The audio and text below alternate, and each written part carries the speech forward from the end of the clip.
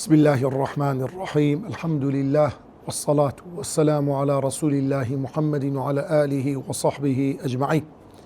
بريزان خوشويستان جنزولا وكان سلام ورحمة خوي قولتها لسربي خوش عالم لتفسيري جزء قد سمع الله لا واني كم لتفسير سورة الممتحنة يعني الممتحنة دقينو بخزمة ايوي بريس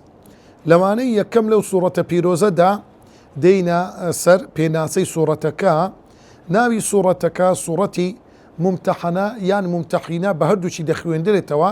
بلام زياتر بممتحنة باس كداوا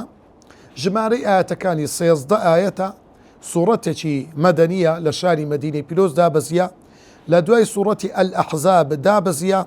زنديري شستمين سورتي قرآني بيروزا لزنديري ناو سورة كاندا دوام پەیوەندی بە سوورەتی پێشی خۆی دەکات سوورەتی حەشر لە سوورەتی پێشوودا لە سوورەتی الحەشر خوای گەورە سوبحانەهو وتەعالا باسی دۆستایەتی دووڕوەکانی کرد هەڵوێستی دووڕوەکان لە دۆستایەتی کردنیان بەرا لەگەڵ جوولەکەکان بە پێچەوانەی موسڵمانان هەڵس و کەوتیان دەکرد و خوای گەورە نمونەی زۆر جوانی خستە بەردیدی ئیمانداران و مسلمانان و ئەهلی قورئان لە هەڵوێستی ئیمانداری ڕاستەقینە بەرامبەر بە دۆستایەتی کردنی خوا و پێغەمبەری خوا ئەویش نمونەی مهاجرین و ئەنساریەکان بوو. لەو لە سوورەتی پێشوودا خوای گەورە باسی هاوپەیمانی جوولەکە و گاورەکانی کرد لە دژی ئیسلام و مسلمانان و پێغەمبەری خوا. لەو سوورەتەدا خوای گەورە ئاگادارمان دەکاتەوە هۆشداریمان پێدەدات بەوەی کە مسلمان نابێ بە هیچ شێوەیەک پشتیوانی بێباوەڕان بکەن چ لەسەر ئاستی تاک یان لەسەر ئاستی تێگڕای مسلمانان. هەروەک لەو سوورەتەدا خوای گەورە باسی هاوپەیمانی هاوبەشدانەرەکان دەکات مشریکەکان کاتێک کە ئەوان مشریکن چۆن دەبێ ئینسانی ئیماندار بە هەموو شێوەیەکی بە زوبان و کردار و کوفتاری بە دووربی بەڕائەت بکە لە شیرک و لە هەموو ئەو کەسانێکەوە مشریکن. اینجا خوای گەورە نمونە دەیتەوە بە ئیبراهیم پێغەمبەر عەلەیهی سەڵات وەسەلام. دەوەری سێیەم بابەتەکانی ئەو سوورەتە پیرۆزە یەکێک لە بابەتەکانی ئەو سوورەتە پیرۆزە قەدەغەکردنی پشتیوانیکردنی هاوبەش دانەران مشریکانە لەگەڵ باسکردنی هۆکارەکانی یعنی هۆکاری ئەو کەسێکەوە پشتیوانی لە مشریکان دەکات چییە؟ دنیاە، حەزکردن و خۆشویستی دنیاە. خوای گەورە ئاگادارمان دەکاتەوە نابێ ئینسان بە دوای هەوا و ئارەزوو دنیا و جوانیەکانی دنیا بکەوێ. بابەتی شتری ئەو سوورەتە بابەتی دووەم نمونە هێنانەوەیە بە چیرۆک و بەسەرهاتی ئیبراهیم پێغەمبەر عەلەیهی سەڵات وەسەلام لەگەڵ نەتەوەکەی کە باوچێتی نەتەوەکەیەتی خزم و کەس و هۆز و عەشیرەتەکەیەتی ئیبراهیم پێغەمبەر بۆەوەی ئەو تەوحیدەی کە خوا پێی نارد جێبەجێ بکە ببێتە موحیدێکی ڕاستەقینە و ببێتە ئیمامی موحیدین هەڵوێستی چۆن بووە ئەی ئیمانداران ئێوەش چاو لەو پێغەمبەرە بکەن. بابەتی سێیەم لەو سوورەتە پیرۆزەدا تاقیکردنەوەی ئافرەتە بڕوادارە کۆچەریەکان بوو کە نابێت بگەڕێندرێنەوە بۆ ناو وڵاتی بێباوەڕان بەڵکو ئەو ئافرەتانە کە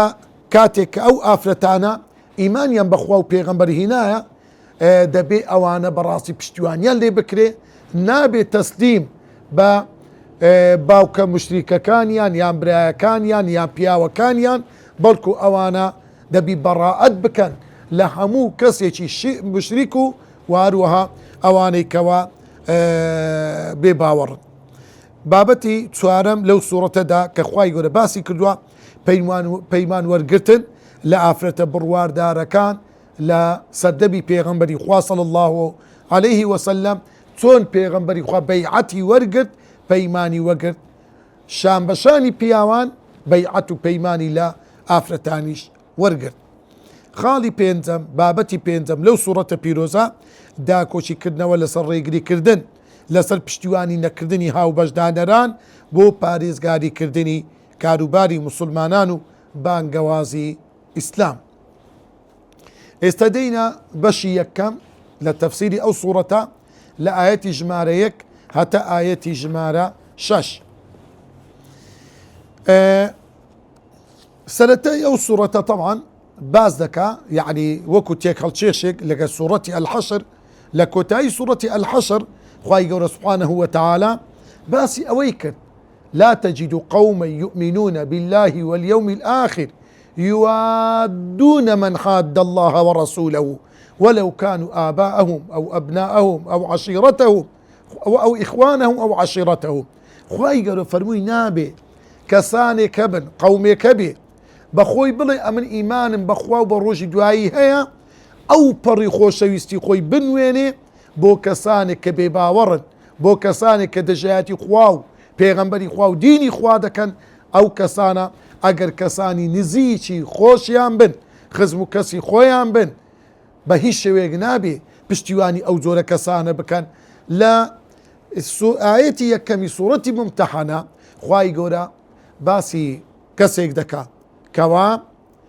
فریوی خواردووە کەوا شەیتان هەڵی خەڵەتاندووە بۆ ئەوەی کەوا پشتیوانی مشریکەکان بکە. خوای گەورە لە سەرەتای ئەو سوورەتە باسی ئەو کەسە دەکا بۆ وای بەسەر هات لەبەرچی وای کرد واروەها عاقبەت و دوا ڕۆژیەکەی و ئینسانی ئیماندار دەبی چۆن بی لە سەرەتای سوورەتی الممتەحەنە باسی ئەو بابەتەمان لۆ دەکا. تەوەری چوارەم لەو تفسيري أو تن آية بيروزا أويش معناي وشكانا وشي أو تن آية وشي الأولياء واتبشتيوان خوشويستي خوتان تلقون إليهم بالمودة خوشويستي خوتان يعني بودر دبرن من الحق عيني بيروزي إسلام ياخد قرآني بيروز مبستا وابتغاء مرضاتي بمبستي رزامندي من تصرون إليهم بالمودة بنيني خوشويستي خوتانيان بو دردبرن بما أخفيتم بويدي شارنا ولا لناودلي خوتان وما أعلنتم أويدي شارنا أوي بأشكرا دري دبرن ضل سواء السبيل ريقاي راستي ونكردوا قمرابوا إن يثقفوكم أقر بسرتان دا ظالمين ويبسطوا إليكم دستان بودريج دكن آزارتان ددن وودوا لو تكفرون آواد دخوازن زور حز دكن هل بقرينوا كافر بن أرحامكم خزمايتي كان تان أسوة حسنة تاوساق بيشنجي تاكو باش إنا براء منكم ايمي مسلمان بيبرين خومان بدور دقرين وبدا دستي بيكت وإليك أنبنا هربو لايتو دقرين وأي خدايا فتنة تاقي كرنا ومان بهوي بباوران وبآزاردان وأشكندا يرجو الله واليوم الآخر وأميدي باداشتي خدا وروجي دعي. آياتي يكم توري بينزم تفسيري ليقدانوي آية بيروزكان آياتي يكم خواهي سبحانه وتعالى دفرموه يا أيها الذين آمنوا لا تتخذوا عدوي وعدوكم أولياء تلقون إليهم بالمودة وقد كفروا بما جاءكم من الحق يخرجون الرسول وإياكم أن تؤمنوا بالله ربكم إن كنتم خرجتم جهادا في سبيلي وابتغاء مرضاتي تصرون إليهم بالمودة وأنا أعلم بما أخفيتم وما أعلنتم ومن يفعله منكم فقد ضل سواء السبيل. بيشي باسكرني تفسير آياتك طبعا أو آيات بيروزا هوي دابزينة چيه سبب نزولة چيه إمامي علي دفرموه بيغمبري خدا صلى الله عليه وسلم منو زبير مقداد كري أسودي نار فرموي برون تادا قنا شوينك بيدوتي روضة خاخ لويدا آفرتك لناو كجاوا صندوقك بو دروز ذكرى جي دو نفر بو يان جي يق نفر لسبشتي عشت دادن درا كسيق لولا دادنيش كشي لولا يان جي يق نفر يجدبو وكو السيبريك يعني صندوقك تا او كسا قد ما سرماي بينكوي لبو كسي نخوش لبو بيري آفرت لبو بكوتو اختيار دروست دەکرا. دەفەرمی ئافرەتێک لە ناو کەژاوەیەکە نامەیەکی پێەیە بڕۆن لێی وەربگرن و بۆم بهێننەوە. ئیمامی عەلی دەفەرمێ لەسەر داوا و فەرمانی پێغەمبەر صلی الله عليه وسلم ڕۆیشتین تا گەیشتنە ئەو شوێنە. کاتێ گەیشتینە ئافرەتەکە پێمان وت ئەو نامەی پێتە دەری بێنە. وتی هیچ نامەیەکم لا نییە. وتمان سوێن بخوا خۆمان نامەکە دەدۆزینەوە یا هەموو پۆشاکەکەت دەپشکنی بۆیە لە ناو کەزیەکانی خۆی نامەکەی دەرهێنا و نامەکەمان هێنایەوە بۆ لای پێغەمبەری خودا صلى الله عليه وسلم. کاتێ سەیرمان کرد ئەو نامەیە لەلایەن حاتەبی کوڕی بەلتەعەوە نووسراوە کە هاوڵێکی پێغەمبەری خوایە سەحابەیەکە بۆ چەند کەسێکی مشریکی شاری مەکە بۆ چەند کەسێک لەوانەی مشریک بوون لە ناو شاری مەکە هەندێ هەواڵی نهێنی پێغەمبەری خوا صلى الله عليه وسلم بۆیان ناردبوو.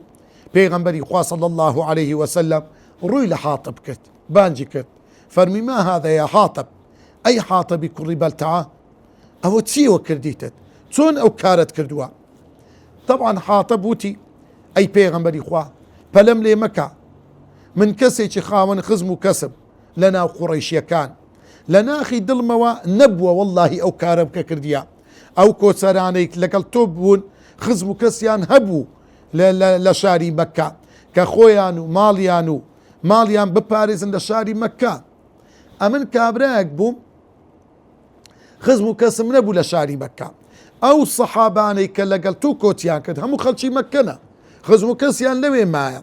بۆیە ئەتوش بە نیازی ئەوەی بەسەر خەڵکی شاری مەکە دابێت تەوانەوە لە فەتحی مەکەیدا ڕوویدا منیش پێم خۆش بوو لە جیاتی ئەو خزمەتی هاوڵەکانی کە هەیتیان پەیوەندیەک دروست بکەم لەگەڵ ئەو خەڵکی شاری مەکە ئەوەم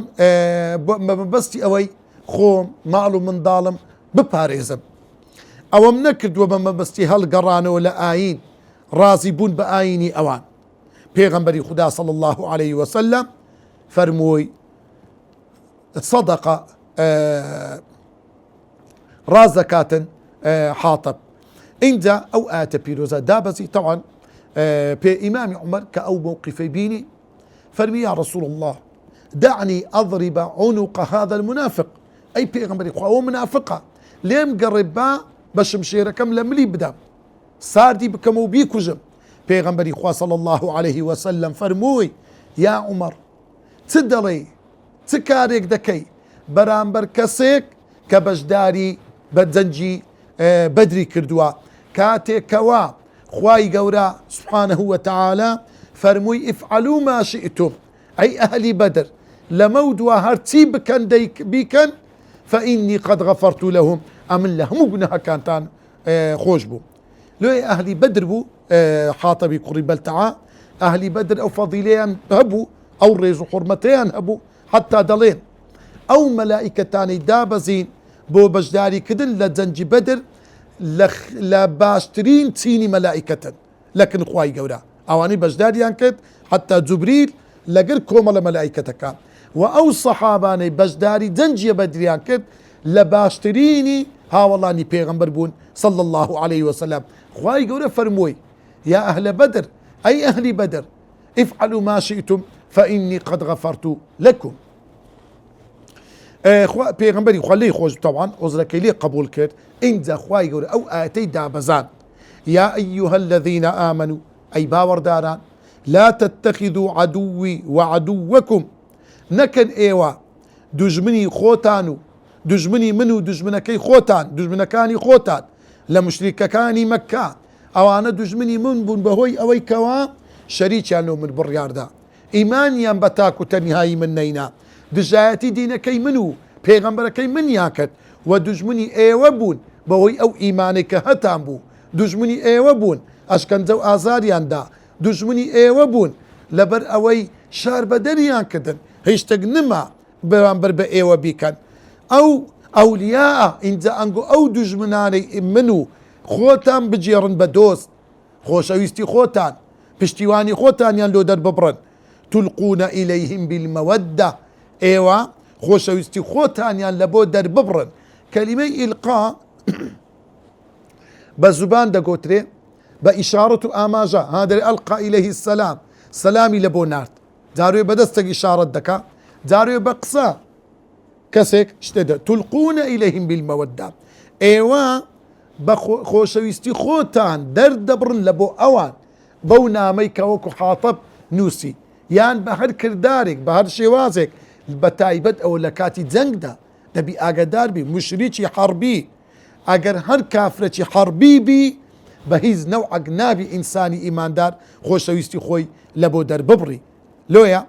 لبرتي اذا حصلت المودة تبعتها النصرة والموالاة هر كاتي كسك خوشويستي خوي در ببري لبو كسك لبو كومالك تي بدوا دادي لكوتايج دا سري دخا بشتواني لدكا بشتواني لبيرو باوركي دكا فخرج العبد من الإيمان بوجه إنساني إيمان دار لإيمان كي دردسي أوش شيخي السعدي رحمة خوي لبي للتفسير كي خوي باسي كردوا وقد كفروا بما جاءكم من الحق أو مشركان بباوربون بو حقي كوا من ناردم لبو ايوا او تا پیغمبري خواه حق ياخد قرآني بيروزا ياخد او اسلامي كوا من ناردم او مشركان بباوربون وقد كفروا بما جاءكم من الحق انت اوانا بوندي رانا وستان كفر بكن واز منا بلكو هالويستي زور خرابيا نوان برامبر او ايمان دارانا برامبر بمسلمانان يخرجون الرسول وإياكم پیغمبرەکەی من پێغەمبەری خوا بەدەریان نا لە شارەکەی خۆی لە زێدی باو باپیرانی وئیاکم ئێوەش ئەی ئیمانداران دوای ئەوە ئینگۆ خۆشەویستی خۆتان دەردەبڕن لە بۆوانە ئەندۆ لەبەرچی ئەوانە ئەو دوژمنکاریەی ئێوەیان کرد بۆچی ئەو هەموو ئەشکەنجە و ئازاری پێغەمبەر و شوێن کەوتوانی پێغەمبەریاندا تەنها لەبەر یەکشت أن تؤمنوا بالله ربكم تنها لبر أوي إيوة إيمان تنهينا بتاكو تنهاي خواي قودا بشرشي وان رازي نبون إن كنتم خرجتم جهادا في سبيلي وابتغاء مرضاتي براسي لكاتك إيوة يعني كاتك إيوة دين خيانة لبيغمبر دكان إيوة دين خوشويستي لأو مشركان در دبرن لكاتك دا إيوة دواي أوي كوام خرجتم جهادا في سبيلي درتسون لبيناوي خوا جهاد تانكرت غزا تانكرت ايوا اهلي بدر ايوا اهلي احد ايوا او همو غزاو خو بخد كرنتان هيا ان زدين كاري وادكن ان كنتم خرجتم جهادا في سبيلي لكاتك دا ايوا زياد وغزا تانكردوا لبيناوي خوا كأو بريلوت كي ايمانا كود بإنسان دواي او ايمانا صار بيتوا خيانت بك كارينا بجيبك وابتغاء مرضاتي ايوه ما بس رزامندي من بون اي صحابه كان اي حاطب تون كاري وادكي تصرون اليهم بالموده ايوه خوشويستي او مشركانا لنا وضلي خوتان دشارنوا وادزان خوا بي اقدارنيا وادزان خواي قورا بي نازاني اقدار هان خواي قورا بيغمبري اقدار كردوا لحف طبقي اسمان بانجي امامي علي ومقداد وزبير كبرو او خواي قوري بيغمبركي اقدار دكاتوا ونزان شتيك هبي لخواي قورا بشارتوا وانا اعلم بما اخفيتم من اقدار خواي قورا دفرمي بهر شتيك لناو ضلي خوتان بشاردوا او شتاني شاردي تانوا لخوشويستي لهر شتك خواي قورا بي اقدار لخوا بزرنيا ان الله عليم بذات الصدور خواي قورا اقدار علمتي زور وردي هيا بهمو اوشتاني ناو دلتا هشتك لخوا بزرنيا وما اعلنتم واوشتاني باشكراش ديكن هو اگر خواي قورا نهيني بي اقدار بي بێگومان لەشتە ئاشکراییەکان زۆر ئاگادارترە و هیچ شتێک لە خوای گەورە شاراوە نییە ومن يفعله منكم هەر کەسێک کارێکی ئاوای کردبی لە ئێوە تەوبەی لە دوانە نەکا بەعەمد و بەئەن قەست کردبی فقد ضل سواء السبيل بەڕاستی کەلیمەی قەل ئەگە بستە فعلی ماضی لۆ تحقیق و تەأکیدە یعنی بە بێگومان بە تەأکید ضل ئەو کەسە گومڕا بووە او كس كافر دبي او كس الذين هل دقريتوا لتي هل دقريتوا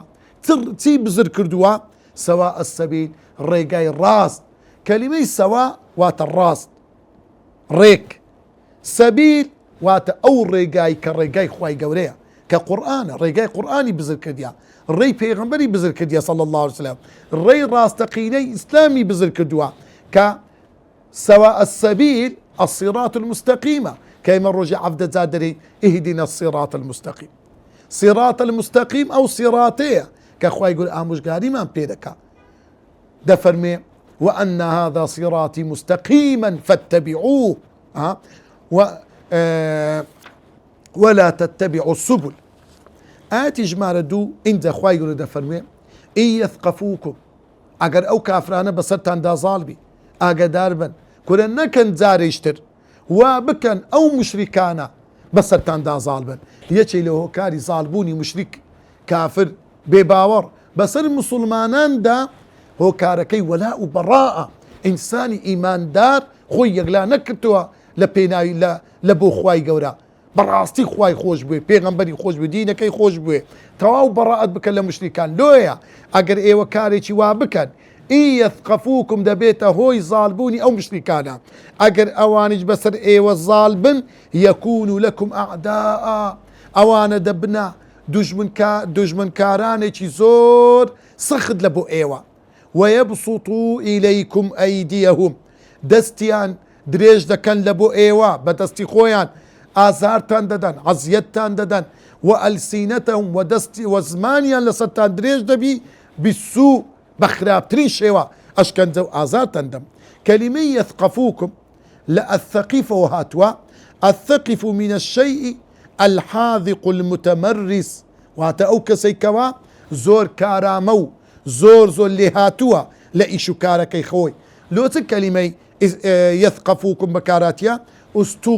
استخدمت للظفر لأن الظفر يأتي بحذق ومهارة لو أو شيء بكار هاتوا لبو ظالبوني مشركة كان لبروي دائما أو كسي ظال دبي بس كسا شيء دز بالا دبي بهوي تيو بدستي دي بهوي زيرا شيء كارامي لو أورو مسلمان دوا كوتون لو مشركو بباوران هميشه لبيشوان لبروي أوان براسي زيركن براسي كارامان براسي إجدكن شو روج يلنسيك دانا بەڵام ئەمن و ئەتووی مسلمان بەڕاستی بەو شێوەینین بۆیە ئەوە جوا دەبتە هۆکاری ئەوەی کەوا زاڵ بن بەسەر مسلمانان لۆیە ئینجا خوای گەورە دەفەرمێ زۆر ئاگادار بن ئین یەثقفوکم یەکونوا لەکم ئەعداء ئەگە بەسەرتاندا زاڵ بن دژمنکاری و دژمنایەتی ئێوە دەکەن وەیەبسوطوا ئیلەیکم ئەیدیەهم وەئەلسینەتەهم بالسوء دەست و زوبانیان درێژ دەبێ لەسەر ئێوە واتە ئەشکەنجە و ئازارتان دەدەن هەم بەدەستیان هەم بە زوبانیان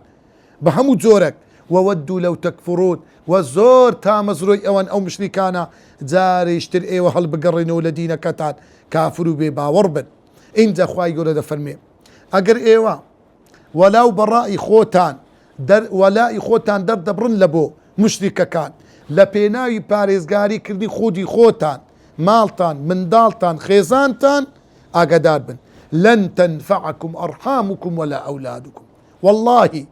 سوين بذاتي خوا انت دفرمي خوا لن هرجيز بأبدي حتى هتاي سود قازانتان بيناقين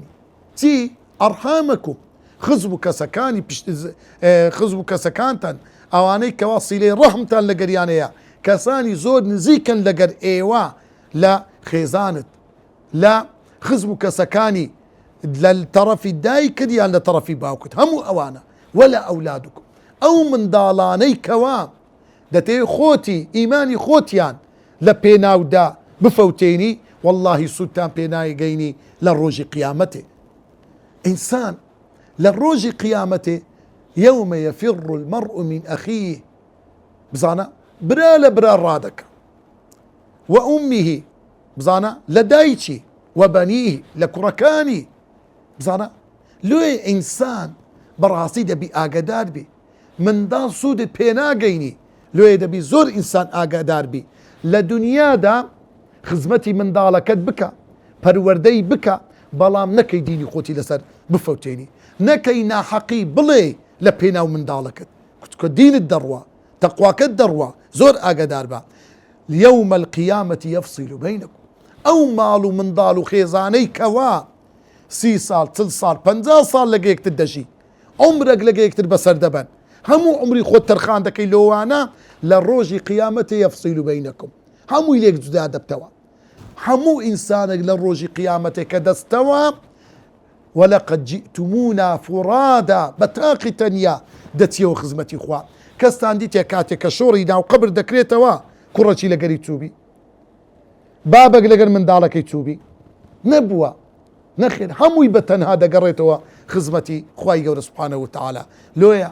نەکەی دنیای قیامەتی خۆت بفەوتێنی لە بۆ دنیای خەڵکی والله بما تعملون بصير خوای گەورە سوبحانەهو وتەعالا بەو کردارانی ئێوە دەیکەن لە دنیایێ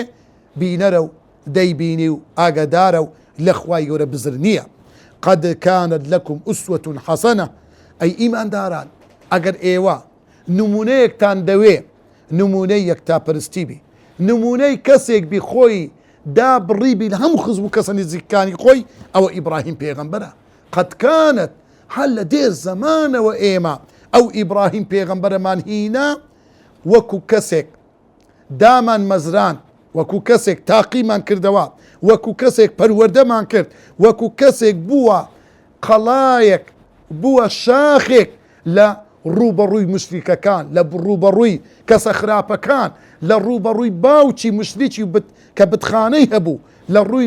ڕوبەڕووی هەموو ئەو نەمرود هەموو ئەو کافرانە ڕاوەستە بووە کەسێکەوە ئیمام الموحیدین إن إبراهيم كان أمة أو إبراهيمي براسي بتاقتنا يوكو يق أمة دوابو لويا أو إبراهيم بيغمبرا هل دير زمانه كدمانا كسيشي سر مشرق لو أويكوا أسوة حسنة لبو إيوة ببتا بيشنكو تاو ساغيشي تاك لشي دبيننا في إبراهيم لإبراهيم داهيا الأسوة هي القدوة التي تتأسى بها أسوتها أو كسيكوا إنسان تساوي لدكا بالأفعال عند بهر الشوازك بيتن وكو إمام بقاعي لنظم الدرر باسي كرديا والذين معه أواني لقر إبراهيم بيغمبر بون صلاة والسلام إخوة إذ قالوا كاتكوا إبراهيم أواني شوين كوتي إبراهيم بون إذ قالوا لقومهم بنتوا مشركوا بتبرستكي خويان ود إنا براء منكم إما برين لأيوا كلمة براء جمع بريء بريء جمع كي براء إما هرهمومان برين واتخو بدور دقرين بدور منكم لأيوا ومما تعبدون من دون الله ولو بتاني ايوا دي برستن خو من بدور دقرين براءات دكين لو بتانش چکە دەزانی هیچیان بەدەستنیە چکە دەزانین ئەو بتانش مای گومڕاییە مای ضەلالەت و شەرمەزاری دنیا و قیامەتە بۆیە خۆمان بە دوور دەگرین لۆیە ئیبراهیم پێغەمبەر موقیفی دیارە کاتێکەوە ڕوبەڕووی بابی دەبتەوە نەسیحەت و ئامۆژگای بە ئەو پەڕی ئەدەبەوە یا ئەبەتی بەکاردەیدی لما تعبد ما لا يسمع ولا يبصر ولا يغني عنك شيئا باوکە گیان بۆ شتێک دەپەرستی كان ندبيني ندبيستينا سودي هي بو شوين نصيحة دكا إن روبروي نمرود دبتوا إن روبروي قوم كي دبتوا إن دي خلنا وآجر كفرنا بكم إما بباورين بو ديني إيوا بو بتي إيوا دي برستن باور ما بينيا سي قوم تمانا ما بينيا قناعت ما نية أوان السودو قازان ديان هبيتا وبدا بيننا وبينكم العداوة والبغضاء أبدا ليلة الرا دەست پێ دەکە دوژمنایەتی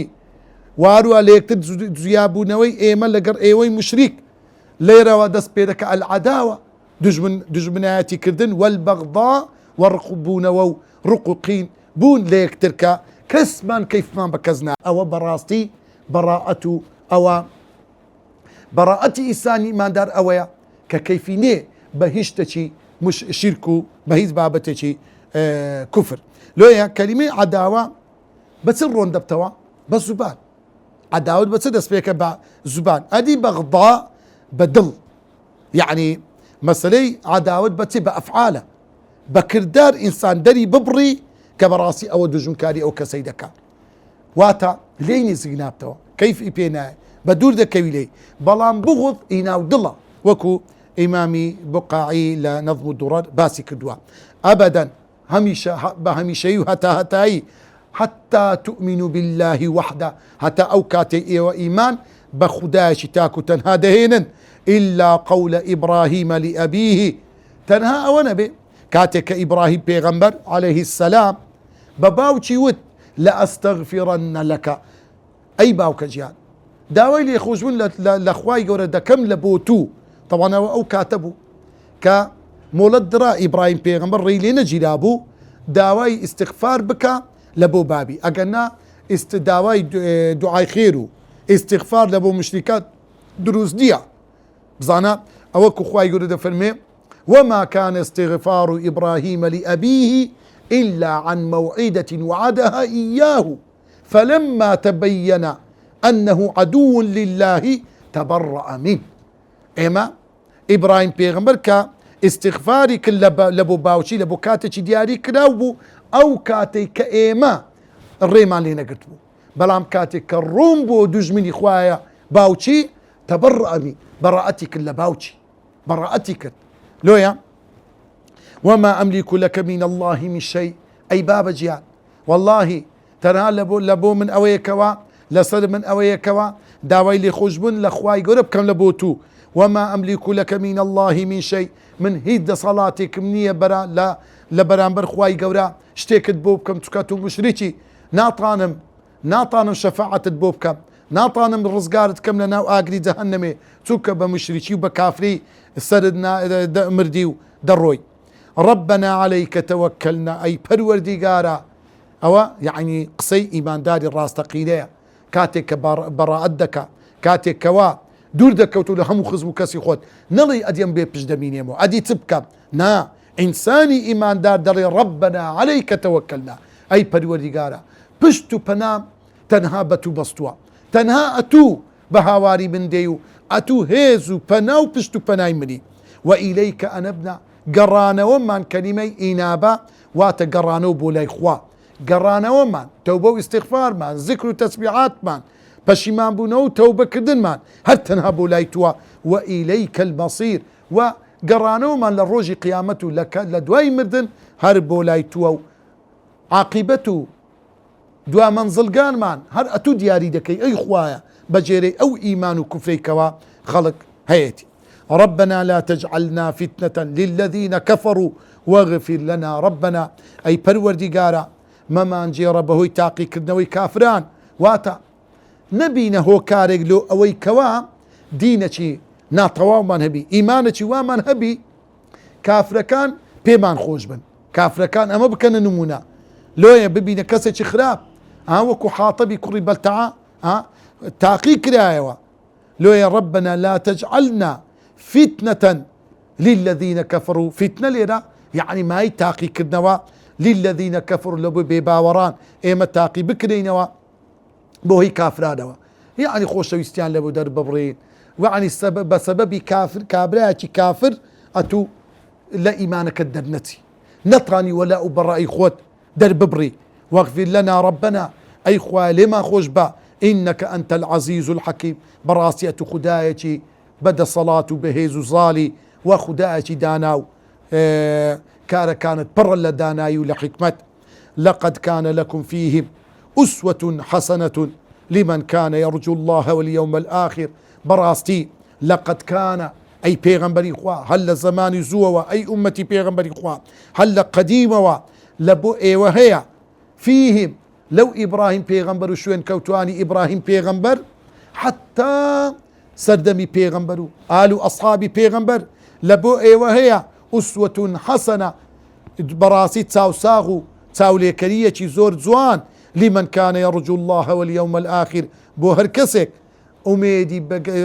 رزا من دي خواي قورو وقيشنو ببروج قيامت بأدرو باداشتا قورا بل خوشبوني خواو برزا من دي خواي قورا ومن يتولى هركسك پشت بكا هركسك واز بيني لو ولا أبراء لو إيمان الراستقينا بقر مشركا بكوي فإن الله هو الغني الحميد بيقمان خواي قول زور دولة من دو بينيازا خواي قول بيمنتا لوي كوا كفر هردف جيري الحميد سپاس گزاري هر کسی که کوا بإيمان توحيدي تاكوا دقريت وخزمت خواي قورا توري ششم سودو بنده الانزرا وكان يوتن آيتا خالي يكم مروف لهر آستو بليك دابت دشيت توشي هلو تاوان بيت قوري قناه تاوان بجويرين ببستي اندام دركيا قورترين قناه تاوان پشتیوانی کردی دژمنانی خدا و پێغەمبەری خدا و ئیسلامە. خاڵی دووەم خۆشەویستی و دۆستایەتی هۆکار و ڕێخۆشکەرە بۆ سەرخستن و پشتگیری ئەو کەسەی خۆشت دەوێت دۆستایەتی دەکەیت. خاڵی سێم بێبڕوایان بە هیچ شێوەیەک سۆز و بەزەییان نییە لەگەڵ موسڵمانان، هەر کاتێ دەسەڵاتیان بوو سڵ ناکەنەوە لە ئازاردانی موسڵمانان بەوەی لە توانایاندا دژایەتی بڕوادارانیش دژایەتی بڕواکەیانە کەوا بوو ئەوان دژایەتی و شەڕیان لەگەڵ خودا و پێغەمبەرەکەیەتی صلى الله عليه وسلم. خاڵی چوارم هەموو دۆستایەتی و خۆشەویستیەکانی دنیا کاتیە و دەبڕێتەوە، تەنها دۆستایەتی و خۆشەویستی لە پێناوی خودا تۆکمەترین پەتی باوەڕ خۆشەویستی و دژمنایەتیە لە پێناوی خوای گەورە. خاڵی پێنجەم ماڵ و منداڵ جوانی و بەخششی خوایە، مای پاداشتی زۆر و سەرفرازی دنیا و دوا ڕۆژە، تەنها ئەو ماڵ و منداڵی کە بێ باوەڕن مای شەرمەزاری و زەرمەندی دنیا و دوا ڕۆژە بۆ دوا ڕۆژ دەبن. خاڵی شەشەم گرنگی مامۆستا و پێشەنگ لە ژیانی مسلماناندا باشترین زانست و زانیاری ئەو زانست و زانیاریەیە کە لە خزمەت مامۆستایەکەوە وەرگیرا بێت، ئەگەر ئەو زانستە قورئانی پیرۆزیش بێت بەڕاستی دەبی کەسێکی چاوساخ فێری زانستەکەت بکە. تەوەری حوتەم چەند ڕوونکردنەوەی چەند بابەتێک. بابەتی یەکەم پێویستە موسڵمان لە بیر و باوەڕ و یەکتاپەرستی ئیبراهیم پێغەمبەر بکات بەسەر مەشق و پێشەنجی خۆی. بۆ لەبەر ئەوەی ئەو ئیبراهیم پێغەمبەرە فەرمایشتەکانی خوای گەورەی هەمووی بەتەواوەتی جێبەجێ کرد، یعنی پێشەنجی هەموو کارە چاکانە لۆیە بووە ئیمام الموحیدین، وەکو خوای گەورە دەفەرموێ وإذ ابتلى إبراهيم ربه بكلمات. ئەی پێغەمبەری خوا باز بکە کاتێک کە خوای گەورە ئیبراهیم پێغەمبەری تاقی کردەوە بە چەند شتێک فأتمهن هەر هەمووی جێبەجێ کرد. اینجا فەرمووی قال إني جاعلك للناس إماما، خوای گەورە فەرمووی ئەی ئیبراهیم ئەمن ئەتوو دەکەمە پێشەنگ و پێشەوا بۆ تێگەڕای خەڵکان هەتا ڕۆژی قیامەتێ. خاڵی دووەم بەهۆی ئەوەی ئەو ئیبراهیم پێغەمبەرە پاککەرەوەی ماڵی خودا بوو لە بت و لە خۆی بە دوور گرتووە لە پەرستنی هەموو بت و بتپەرستیەک، وەکو خوای گەورە دەفەرموێ وإذ قال إبراهيم رب اجعل هذا البلد آمنا، ئەی پەروەردیگارە ئەو شاری مەککەی بجێڕە بە شارێکی ئەمین و بە شارێکی ئاسوودە و ئاپڕ لە ئاسایش. وەجنوبنی وبەنیە ئەن نەعبود الأصنام، خوای خۆم و منداڵەکانم خانەوادەکەم بە دوور بگری لە پەرستنی ئەو بت و سەنەمانە. ربي إنهن أضللن كثيرا من الناس، أي پەروەردیگارە ئەو بت و سەنەمانە بووەتە هۆکاری ئەوەی خەڵکەکی زۆر گومڕابی بەهۆیانەوە. فمن تبعني فإنه مني، هەر کەسێک شوێن کەوتەی من بی ئەو بەڕاستی ئەو کەسە لە منە. ومن عصاني فإنك غفور رحيم، هەر کەسێک سەرپێچی من بکە ئەوە خۆت خودایەکی لێ خۆش بوو بە سۆز و بەزەیی. هەروەکو خوای گەورە دەفەرموێ وعاهدنا إلى إبراهيم وإسماعيل، ئێمە پەیمانمان وەرگرت و بەڵێنمان وەرگرت لە ئیبراهیم و ئیسماعیل بەوەی کەوا ئەن طەهیرا بەیتیە ماڵەکەی من خاوین کەنەوە لە بت و سەنەم و لە هەموو شتێکی خراپ، للطائفین بۆ ئەوانەی تەواف دەکەن والعاکفین بۆ ئەوانەی دەمێننەوە لە مزگەوت بەنیەتی عیبادەت والركع السجود بۆ ئەوانەی هەمیشە و بەردەوام لە ناو ڕکوع و سەجدەدان واتە لە ناو نوێژدان. هەروەها ئیبراهیم پێغەمبەر بۆیە ئیمام الموحیدینە پێشەوای یەکتاپەرستانە، چونکە خوای گەورە جێڕاویەتی بە موسڵمان و ملکەت بۆ ئاینی خۆی. ربنا واجعلنا مسلمين لك، ئیبراهیم پێغەمبەر فەرمووی ئەی پەروەردیگارە خۆم و کوڕەکەم بجێڕە بە دوو کەسی ملکەت دۆ بۆ ذاتی پیرۆزی خۆت. ومن ذريتنا أمة مسلمة لك، لەنەوە و وەچەی مندا بەردەوام ئەوانە مسلمانی ملکەت بن لە بۆ ذاتی خۆت. إذ قال له ربه أسلم لآياتيشتر، خواي قرد في المكاتك خواي قرد بإبراهيم في غنبري فرمو من الكذبة قال أسلمت لرب العالمين. أوي خالي يشتر هوكاري بيشنجي إبراهيم بيغمبر أوي واز بيريت لو آينيك إبراهيم هنايتي أو كسيتي جيلو جيرو خرابة. ومن يرغب عن ملة إبراهيم إلا من صفي نفسه. هيت كسيك دز بداري ديني إبراهيم نابي كأو إسلامتيا إلا كسيك كوا جيلو نزانو نفهم بي ملكتي تواوب وبو خداي قورا وقالوا كونوا هودا أو نصارى تهتدوا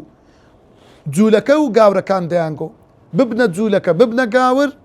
ايوه هداية الرجال راس تنقرتوا قل بل ملة إبراهيم حنيفا أي بيغمبري خواه بيغمبري أقد ديني راس تقينة تاندوي ديني إبراهيم بيغمبرا رجاي آين راس تدروز لوية وسط ساوي قرتوا لإبراهيم بيغمبرا خواه يقول فرمي قولوا آمنا بالله وما أنزل إلينا وما أنزل إلى إبراهيم وإسماعيل وإسحاق ويعقوب والأسباط كأنا همون نوي إبراهيم بيغمبر بنا هل بجير دراوي خداي قوريا لسر همو جهانيان إن الله اصطفى آدم ونوحا وآل إبراهيم وآل عمران على العالمين يشيك لوي لناو الدنيا أخوة يقول هذي بجار دوا إبراهيم وآل إبراهيم خاون هلويز بوا لبيناوي يكتابرستي وإذ قال إبراهيم لأبيه آزر أتتخذ أصناما آلهة هلك برامبر بابي لقرقلكي لقرقلوا نتوكي إذ قال لأبيه يا أبتي لم تعبد ما لا يسمع ولا يبصر ولا يغني عنك شيئا حتى كوتاي أتسن آياتا خاوني ضلنياترين بدو باور بوا يعني بهيشيوك شكو قمان لو إيماني نبوا وإذ قال إبراهيم ربي أريني كيف تحيي الموتى قال أولم تؤمن قال بلى أم ضلنيام بس عزك بتايخون ببينم وكذلك نري إبراهيم ملكوت السماوات والأرض وليكون من الموقنين لا آية كسيك بوا ضلنياو هيدو ضليتي نبوا يتشي لكوتايدا سون إما أو آياتنا عملي استفادة ليدكي ئامۆژگاری هەموو دۆست و خۆشەویستێک دەکەم بەوەی کەوا ئەگەدەتەوێت شارەزای دینی ڕاستەقی نەبی لەوەلا و بەڕا سیرە و ژیان نامەی پێغەمبەران کتێبێک بخینەوە بەڕاستی زۆر قازان دەکەی بە تایبەت ژیان نامەی ئیبراهیم پێغەمبەر وصلى الله وسلم على سيدنا محمد وعلى آله وصحبه أجمعين.